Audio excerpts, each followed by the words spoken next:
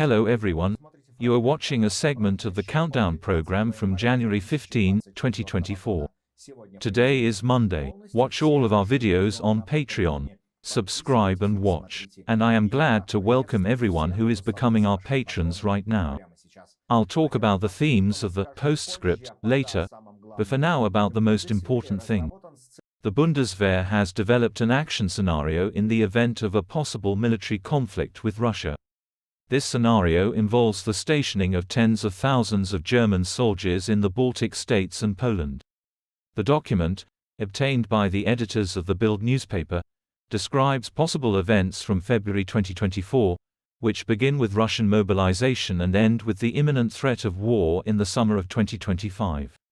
The German Ministry of Defense does not comment on this scenario, according to which Russia could mobilize 200,000 people into the army, after which it would achieve significant success in the spring offensive against the Ukrainian armed forces.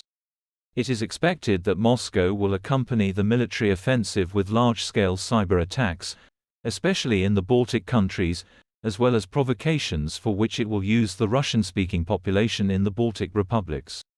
In September, Russia may hold joint maneuvers with the Allied Army of Belarus, during which it will deploy 50,000 Russian troops in western Russia and in Belarus itself. The German scenario calls for further escalation in October, when Russia moves medium-range missiles into the Kaliningrad enclave between Poland and Lithuania. At the same time, massive propaganda will begin in Kaliningrad, claiming that the countries of the North Atlantic Alliance are preparing for an invasion. Moscow's target will be the Suwalki Corridor, which is a strategic strip of land along the Polish-Lithuanian border separating Belarus from the Kaliningrad enclave. And already in December, an artificially caused border conflict may break out in this area, as a result of which many people will die. In addition, as Bild pointed out, the dispute will use a possible period of intergovernmentalism in the United States, which will come after the presidential elections.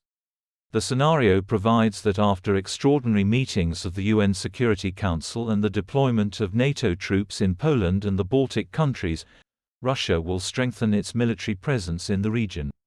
In response, the alliance will declare Day X, calling up 300,000 troops, including 30,000 Germans, to Poland and the Baltics. The scenario ends 30 days after X Day, when over 500,000 Russian and alliance soldiers face each other. The ending does not indicate whether Russia will ultimately retreat or whether the situation will escalate into a full-scale war.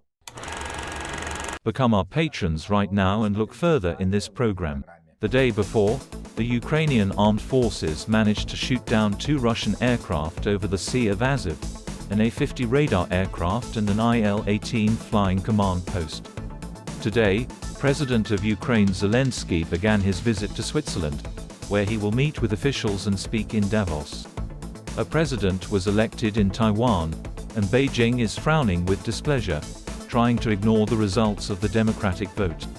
The growing influence of the pro-Nazi Alternative for Germany party has Germans taking to the streets of their cities this weekend. Watch in the program, Postscript. Frozen assets freeze the Kremlin, where they expect to fight for their loot to the end. The boys cannot come to terms with the loss of money, experiencing phantom pain in the area of the wallet that no longer belongs to them. Republican primaries will be held today in the U.S. state of Iowa. According to preliminary polls, Donald Trump is leading. And that is all. View all of our programs on the Patreon resource. And thanks to everyone who is becoming our patrons right now.